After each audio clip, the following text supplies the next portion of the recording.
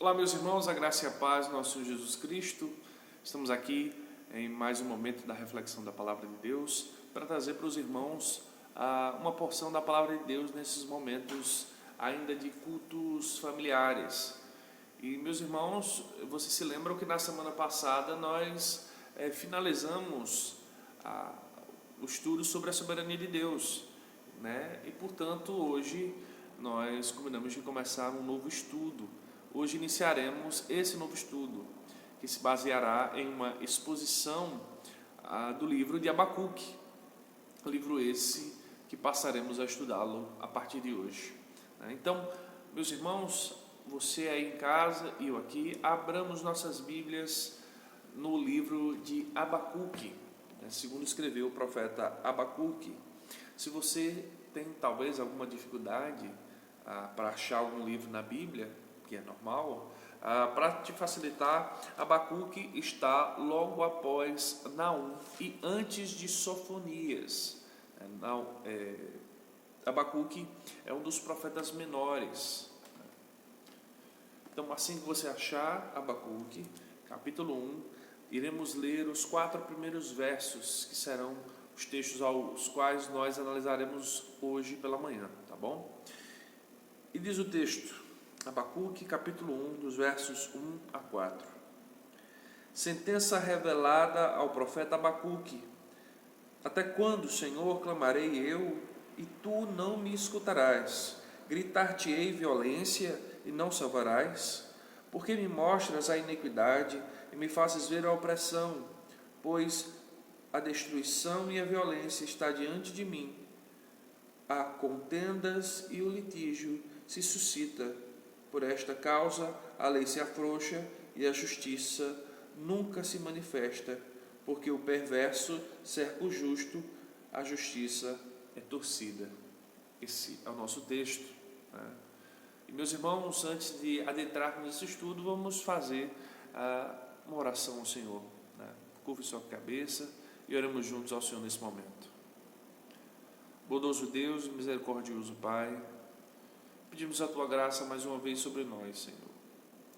Que o Senhor nos perdoe as nossas falhas e nos ajude, Senhor, a não mais cometê-las. Oh Deus, nos ajuda a sermos os crentes que o Senhor quer que nós sejamos, maduros, oh Deus, capazes para a honra e glória do Teu santo nome. Amém. Amém, meus irmãos. E antes de nós entrarmos de fato no texto, vamos fazer alguma introdução aqui com pontos que são importantes para o nosso contexto, para a nossa contextualização do livro do profeta Abacuque. O primeiro é que nós não temos outro registro acerca do profeta Abacuque, além das 2 citações que são feitas no seu próprio livro. Não há nenhuma outra menção de Abacuque nas Escrituras. Seu nome também, Abacuque, traz algumas questões controversas, pois a tradução do seu nome, não se tem um sentido claro. Alguns acreditam que Abacuque seja, na verdade, a versão hebraica do termo abraço. E outros também acreditam que a palavra Abacuque seja derivada de uma planta silvestre assíria, chamada Rambacuco. Daí se teria tirado o nome de Abacuque, mas não se tem certeza de fato sobre isso. Mas 2 coisas devem ser ditas sobre esses pensamentos. A primeira conjectura que nós podemos fazer é que, se o nome de Abacuque se refere ao termo abraçar, isso pode fazer algum sentido, porque, de certa maneira, Deus acalenta Abacuque, Deus o abriga em seus braços, né? Então, a ideia do abraço, né, poderia fazer sentido. A ideia de o nome de Abacuque ser derivado, de uma planta chamada Rambacuco, uma planta assíria, também faria sentido, porque isso apontaria para já influência da Síria, né, dentro do contexto judaico, né? O movimento judaico não mais está íntegro dentro da sua cultura, mas sendo influenciado por outras culturas, e nesse caso a cultura assíria, né, dos caldeus e dos cativeiros aos quais os judeus foram aprisionados. Sobre a sua datação, nós podemos, na verdade, também conjecturar acerca dessa datação. Tá? Lá, ainda no capítulo 1, no verso 6, há uma citação que para nós é muito importante. Ela diz: pois eis que suscito os caldeus, nação amarga e impetuosa, que marcha pela largura da terra, para apoderar-se de moradas que não são suas. Né? O fato de Abacuque citar os caldeus aponta para nós fatos muito importantes, pois o texto nos indica um período onde havia um provável exílio babilônico, né? Nos aponta para o exílio babilônico de Judá. Nabucodonosor, por volta de 597, quando os babilônios tomaram Jerusalém e deportaram o então jovem rei Joaquim para a Babilônia. Né? Esse texto que nós estamos lendo pode ser visto lá em 2 Reis, capítulo 24, versos 8. Vamos acompanhar? 2 Reis, abra sua Bíblia comigo, capítulo 24. Segundo livro de Reis, capítulo 24, a partir do verso 8.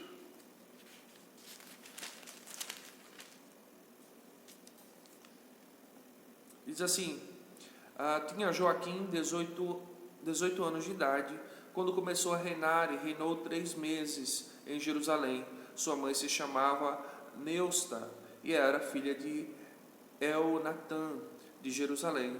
Fez ele o que era mal perante o Senhor, conforme tudo o que fizera seu pai. Naquele tempo, subiram os servos de Nabucodonosor, rei da Babilônia, a Jerusalém, e a cidade foi cercada. Nabucodonosor, rei da Babilônia, veio à cidade quando seus servos a sitiavam. Então subiu Joaquim, rei de Judá, a encontrar-se com o rei da Babilônia. Ele e sua mãe, seus servos, seus príncipes e seus oficiais, e o rei da Babilônia, no 8º ano do seu reinado, o levou cativo.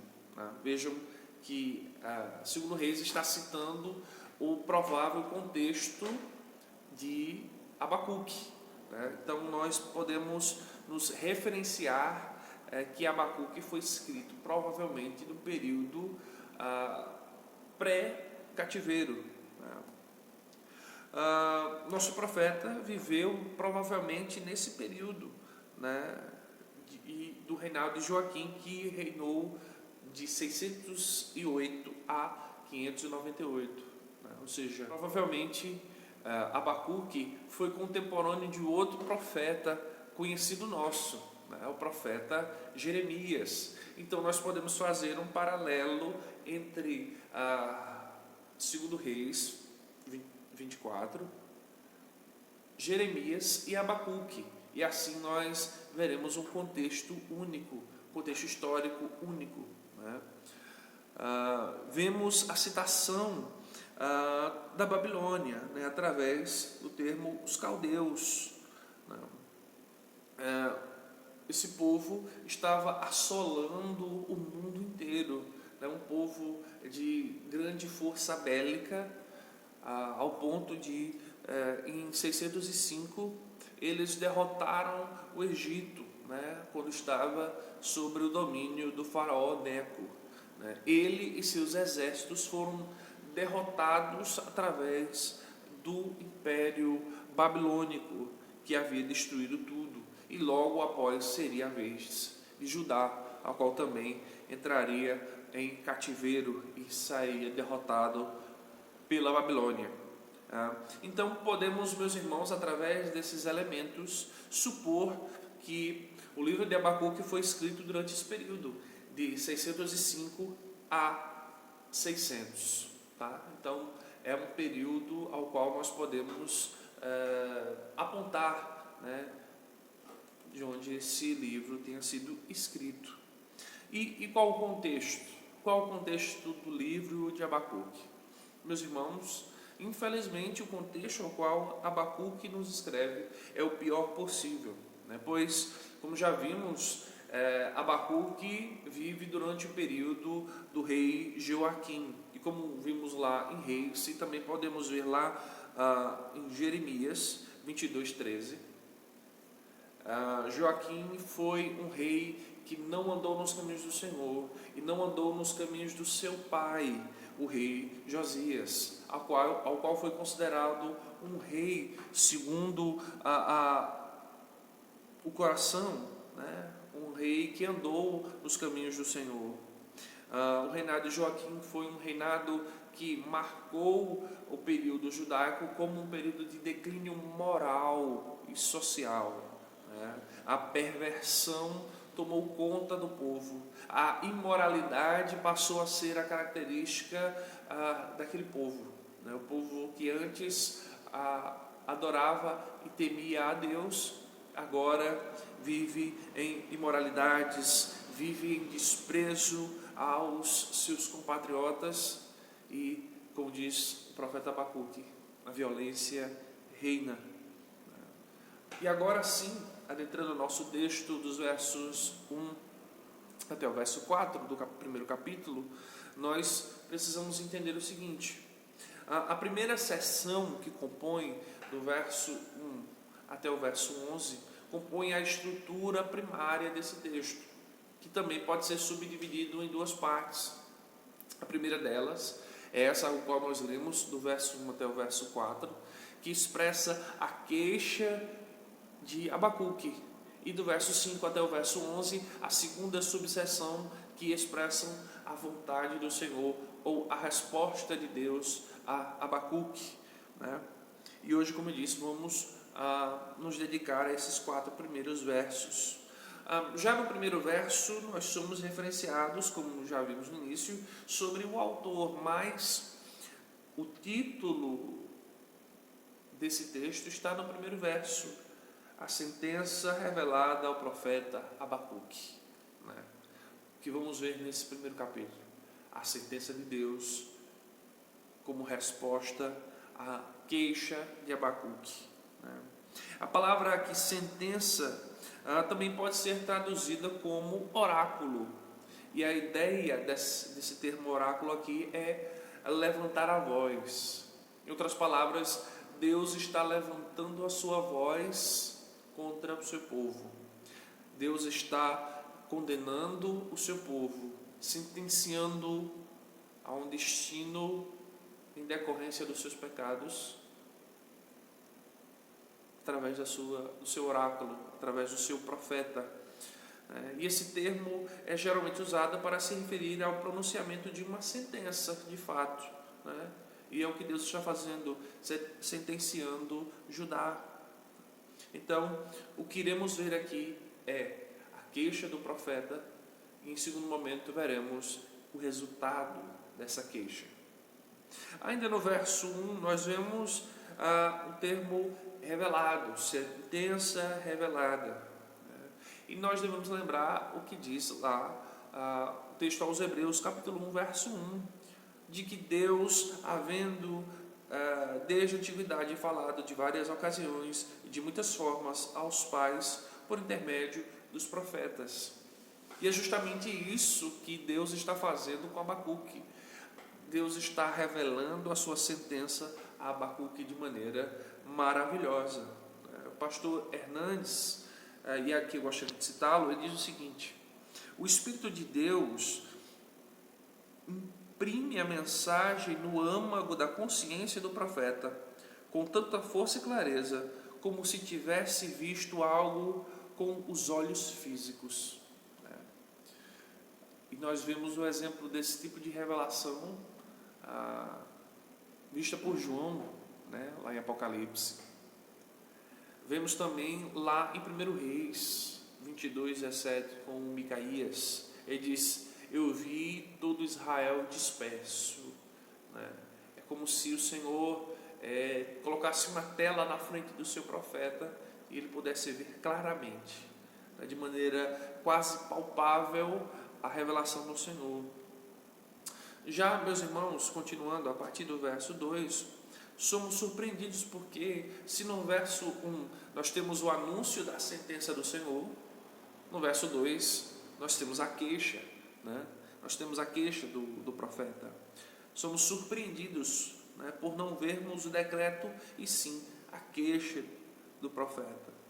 Ele está aqui chocado, ele está abismado com a pecaminosidade do povo, ele está entristecido. Esse povo já não estava vivendo de acordo com a vontade do Senhor. Esse povo há muito havia abandonado o Senhor. E é isso ao qual veremos aqui, através da queixa ou do relato de Abacuque. A fala do profeta está ligada, né, ali no verso 2, quando ele diz: até quando? Até quando, Senhor? E isso, meus irmãos, está intimamente ligado aos textos de clamor e de súplica da própria Bíblia, né, tanto do Antigo Testamento como do Novo. Nós vemos os salmos de súplica. Se você quiser acompanhar comigo, Salmo 13, verso 2, diz: até quando estarei eu relutando dentro da minha alma, com tristeza no coração cada dia? Até quando se erguerá contra mim o meu inimigo? Vejam, o mesmo termo aqui sendo utilizado pelo salmista: até quando? Esse termo também nós ouvimos na boca dos mártires, clamando por justiça, lá em Apocalipse capítulo 6. Abram comigo. Apocalipse capítulo 6.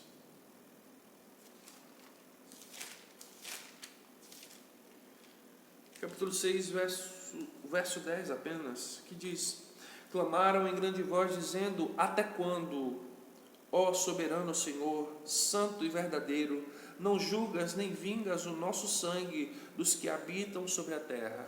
Então vejam que o profeta de Deus está em total comunhão com o tipo de clamor feito no Antigo Testamento, e o qual será feito. A terra, diz que a terra clama pelo dia da justiça, pelo dia da remissão. Então, o que Abacuque está clamando aqui é pela justiça do Senhor. Ele clama para que o Senhor tome uma atitude diante de tanta violência. E ele diz: até quando eu clamarei? Então, nós temos a ideia aqui que isso não se aconteceu de um dia para o outro. O povo não acordou um belo dia e passou a agir com violência, com desprezo pela palavra do Senhor. Isso já vem de longos anos e Abacuque vem clamando ao Senhor. Podemos imaginar Abacuque bradando, gritando, pois é justamente isso que vemos no verso 2 ainda. Até quando, Senhor, clamarei eu e tu não escutarás? Gritar-te-ei violência e não salvarás? Vejam que o profeta está gritando em alta voz, né? E nós lembramos de outro personagem das Escrituras que brada nas ruas por Jesus, né? O cego Bartimeu, ele grita: Jesus, filho de Davi, tem compaixão de mim. Jesus, filho de Davi, tem compaixão de mim. E aqui, da mesma forma, o profeta está bradando: violência, violência. E só na agonia, que nós vemos aqui do profeta, ele está aflito, angustiado, pois Abacuque clama e há uma aparente falta de reação de Deus. Para Abacuque, ele está clamando e Deus parece não estar agindo. Então ele continua, ele diz: gritar-te-ei e não me salvarás? Gritar-te-ei e não salvarás? Para Abacuque, até então, Deus parece não estar ouvindo. E a aparente indiferença de Deus é algo extremamente doloroso, meus irmãos. Clamar ao Senhor e sentir que Ele não está nos ouvindo para um cristão é algo realmente doloroso. Abacuque está gritando, ele está clamando, ele está sofrendo, ele está bradando em alta voz, mas o seu sentimento é que talvez Deus não esteja ouvindo. Ele acha, pela demora da ação do Senhor, que o Senhor não está ouvindo. O profeta vai adiante com sua queixa no verso 3. Ele diz: porque me mostras a iniquidade e me fazes ver a opressão. Em outras palavras, Abacuque está dizendo: por que, Senhor, o Senhor está me mostrando tudo isso? Por que o Senhor está me fazendo ver tudo isso, se o Senhor não vai tomar uma atitude? Por que o Senhor não me dá entendimento a perceber tudo isso, se o Senhor não vai agir? Para Abacuque parece que Deus está agindo para mostrar-lhe, mas não para trazer-lhe a solução, da qual Abacuque percebe que deve ser imediata. Mas lembre-se, o Senhor agirá sempre a seu tempo. O Senhor sempre agirá a seu tempo, e é isso que Abacuque irá aprender. Mas, meus irmãos, precisamos entender que a aflição e a angústia de Abacuque não é injustificada. Nós vemos pelo texto, capítulo 3, verso 3 ainda, que ele diz: por que me fazes, Deus? Por que me fazes ver a opressão? E vejo que há um tom de cansaço, de fadiga nas palavras de Abacuque. Por que o Senhor me faz ver isso? Ele está cansado de ver todos os dias a violência, a impunidade no mundo, a destruição, os homens se destruindo e destruindo aos outros. Por isso ele clama. Mas, meus irmãos, Abacuque ora ao Senhor, ele continua insistindo, ele clama ao Senhor, ele grita ao Senhor violência. E mesmo que aparentemente Deus não esteja ouvindo, e esse é o sentimento de Abacuque nesse momento, ele continua orando, ele continua clamando ao Senhor. Mas, meus irmãos, como eu disse, o sofrimento e a angústia de Abacuque não é justificado, e por isso precisamos agora, meus irmãos, analisar os versos 3 e 4, aquilo que Abacuque nos aponta como um pano de fundo que estava a sociedade. Ele nos pinta agora o retrato da sociedade dos seus dias. E, meus irmãos, vejamos, e aqui nós devemos dar um pouco mais de atenção. Em primeiro lugar, Abacuque fala sobre violência. Ele diz que havia violência, ele grita a violência. E Champlin diz que a palavra violência é usada aqui para sumariar ou resumir o tipo de mundo que o profeta está observando. A violência em Judá estava presente nos palácios, nas tribunas, na sociedade, nos contextos familiares.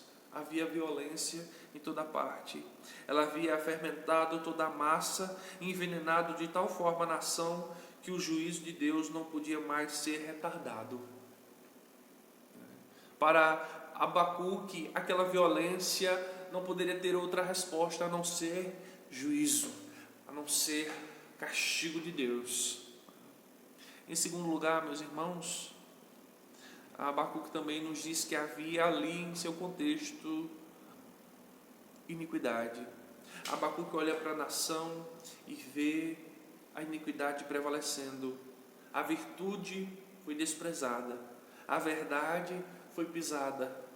Os homens taparam seus ouvidos para não ouvir mais a palavra do Senhor. E a iniquidade lhes tomou conta. Os homens estão a passos largos para a sua própria destruição. Já dizia algum comentarista que o que derruba uma nação não é tanto os inimigos externos, mas os inimigos internos, né? E precisamos ver que é justamente isso que está acontecendo, meus irmãos. O pastor Billy Graham afirma que nenhuma grande nação jamais foi vencida até se haver destruído a si própria, né? Vejam que coisa, né?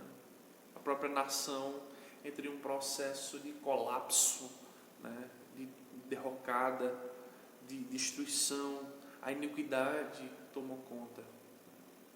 Não há mais louvores nas ruas, não há mais ofertas ao Senhor, mas apenas violência e iniquidade. Em terceiro lugar, Abacuque nos diz também que havia opressão. E, meus irmãos, a opressão é o domínio truculento de força do forte contra o fraco. A opressão é o fruto de um sistema corrompido em que as forças do mal se ajuntam para roubar o pobre e para espoliar o fraco, negando-lhe o direito e amordaçando-lhe a voz. Havia opressão dentro do povo. A sociedade estava totalmente desequilibrada. Não havia mais a irmandade ao qual foi desde o início. Eles eram irmãos, filhos de um só pai, mas agora os fortes oprimem os fracos. A violência toma conta e a impunidade reina. Em quarto lugar, Abacuque, como se tudo isso já não fosse suficiente, Abacuque nos fala ainda de uma destruição. A destruição dos valores, dos marcos familiares, dos princípios estabelecidos por Deus. Aquilo que o Senhor constituiu com Abraão, Isaque e Jacó, que Deus alicerçou em Moisés, que Deus embasou nos 40 anos, que fez provar o povo agora abandonou a Deus mais uma vez. O povo está se destruindo. A destruição da cidade de Jerusalém era uma colheita triste de uma semeadura maldita, feita à revelia da vontade de Deus. O povo optou por não ouvir o Senhor. E meus irmãos, o caminho daqueles que não ouvem o Senhor é a destruição, é a ruína, é a queda. Em quinto lugar, Abacuque nos fala também de contendas e litígios. Meus irmãos, além de conflitos, violência, as contendas não se resolviam mais de maneira amigável. As diferenças não eram mais resolvidas baseadas na irmandade e no amor ao próximo, mas as contendas estavam indo aos últimos ou às últimas consequências, aos litígios, aos juizados. E, meus irmãos, o clima entre as pessoas era de guerra, de competição. Nesses litígios, os fortes sempre prevaleciam. Os ricos sempre recebiam as sentenças favoráveis sobre os pobres. Vejam como terrível, meus irmãos, e qualquer semelhança com a nossa sociedade hoje não é mera coincidência. Precisamos lembrar disso. Em sexto lugar, havia o afrouxamento da lei. Meus irmãos, sem Deus, para ser o guia que rege, que controla, quando as pessoas abandonam a Deus, a moralidade abandona o homem, pois aquele que renova a moralidade no homem não é nenhum outro senão o próprio Deus. E se os homens abandonam a Deus, então só restará homens imorais. A lei desses homens não é aplicada, mas ela é uma lei frouxa, segundo Abacuque. A lei que é tanto uma lei aqui judicial, e uma lei estatutária. Ele não está se referindo aqui à lei do Senhor, né? Aquela qual foi dita e prescrita, mas que agora está sendo mal aplicada. Os homens rejeitaram a lei do Senhor, né? Os homens corromperam e traduziram a lei como no seu próprio bel prazer. Em sétimo lugar, Abacuque nos diz que havia uma justiça corrompida. E, meus irmãos, se a lei é frouxa, a consequência é uma aplicação da justiça corrompida. Se não há firmeza na lei, então os homens serão corrompidos. O problema de Judá era causado por líderes que não obedeciam à lei. Líderes que se vendiam, que se deixavam levar, em vez de fazer o certo, por aqueles que poderiam pagar mais. Em vez de defender a honra e a verdade, defendiam suas próprias causas. A lei era ignorada ou distorcida, e ninguém parecia se importar. Os tribunais eram corruptos, os oficiais corruptos, e ninguém se interessava por fazer aquilo que o Senhor havia prescrito. Por isso a angústia de Abacuque, pois se aqueles que Deus constituiu como líderes não estavam cumprindo o seu papel em aplicar a lei de forma justa, a quem o povo iria recorrer? Em oitavo lugar, Abacuque percebe uma sociedade perversa, onde os homens maus, os homens perversos cercam os justos. Abacuque prossegue no seu diagnóstico da decadente cidade de Judá, dizendo que o justo estava nas mãos dos bandidos. Lembrem-se, uma lei frouxa, uma justiça corrompida. Quem defenderá agora os fracos? Quem será a mão que socorrerá os fracos? Por isso Abacuque está clamando e gritando desesperadamente: Senhor, me escuta. Senhor, violência. E em nono lugar, a justiça estava sendo torcida. Meus irmãos, se a lei é frouxa e se a justiça é corrompida, ela pode ser manipulada para qualquer lado. Ela pode ser facilmente adequada ao contexto. Se não há um princípio que rege de maneira firme, então os corruptos poderão manipulá-la. E a ideia aqui é justamente isso. Não é que a lei não estivesse sendo cumprida. A questão é que a lei estava sendo manipulada e favorecendo aqueles que tinham mais condições, os fortes em vez dos fracos, os ricos ao invés dos pobres, né? Não baseado num caráter de certo e errado, mas naquele que podia mais, naquele que influenciava mais, naquele que poderia pagar mais. Meus irmãos, que coisa terrível, meus irmãos. Essa sociedade totalmente depravada, totalmente caída, distante dos princípios do Senhor. E Abacuque está clamando ao seu Deus, clamando ao seu Senhor. Tudo isso porque Abacuque tem em mente uma consciência correta de quem Deus é, de que diante de toda a iniquidade, de toda a injustiça, Deus é aquele que irá cumprir a sua justiça. E quando os homens falham, Deus não falha. Deus é o fiel juiz que colocará ordem. E por isso, por essa consciência, Abacuque clama ao Senhor. Abacuque brada ao Senhor: justiça, justiça. Quando ele resume toda essa depravação, gritando ao Senhor: violência. Por fim, meus irmãos, o que podemos aprender com essa queixa do profeta Abacuque? O que podemos aprender com este cenário que nos é apresentado? Um cenário onde há violência, onde há injustiça, onde há perseguição, onde há uma lei frouxa, uma justiça corrompida,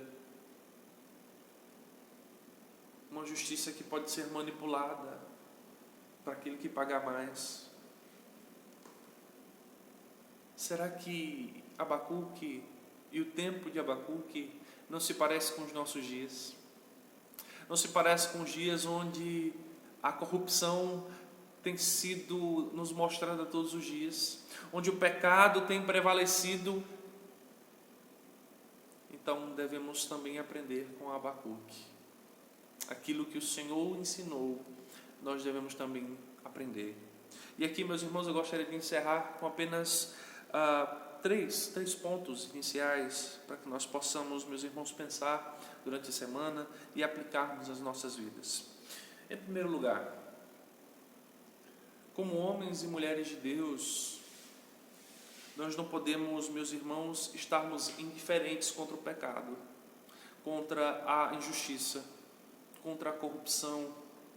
Vejam, Abacuque está gritando incessantemente, mesmo com cansaços, mesmo parecendo às vezes que Deus não está ouvindo, mas ele persiste em sua oração, em seu clamor.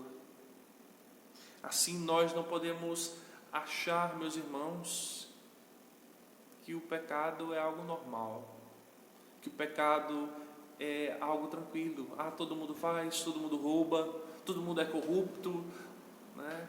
Estamos num período de eleições, precisamos pensar nisso, pensar em quem estamos colocando à frente do nosso governo. Não podemos ser insensíveis ao pecado.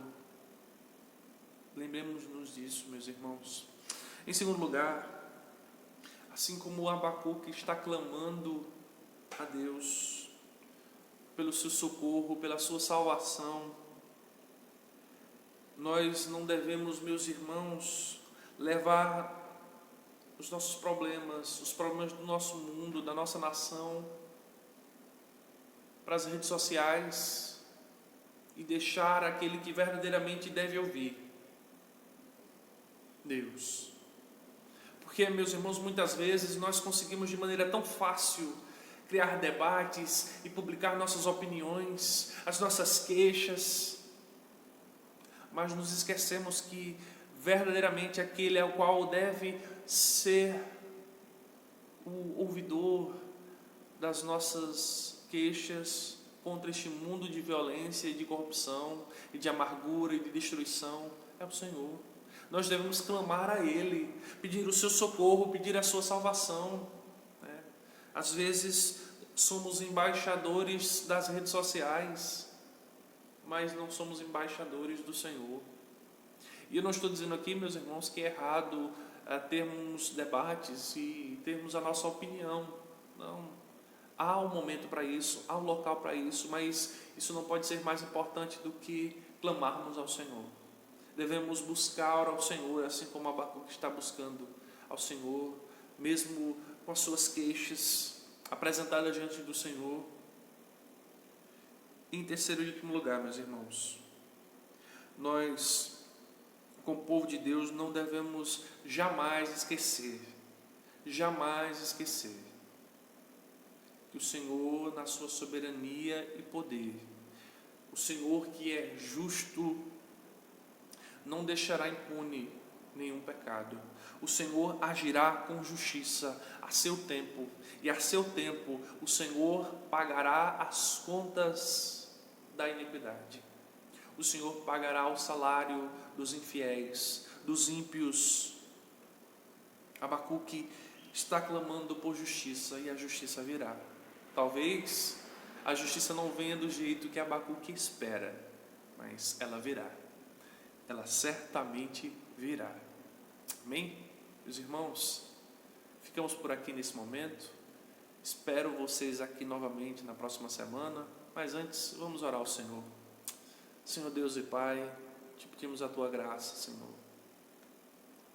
Que o Senhor nos ajude com Sua infinita misericórdia. Nos dê, ó Deus, a Tua compaixão. Derrame sobre nós, ó Deus, o Teu perdão.